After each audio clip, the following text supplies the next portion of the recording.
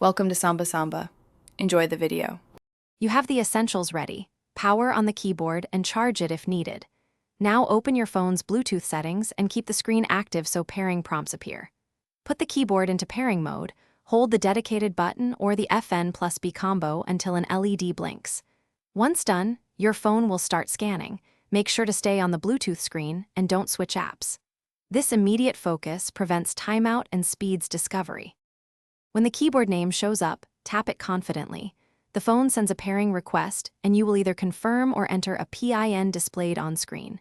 You should type that PIN on the keyboard to confirm. This step verifies control and prevents unauthorized access. Once paired, the phone may ask to allow keyboard input or show a profile permission, except to enable full functionality.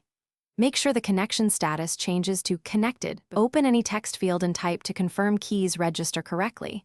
Test special keys and modifiers too. If nothing appears, toggle Bluetooth off and on, then restart the keyboard.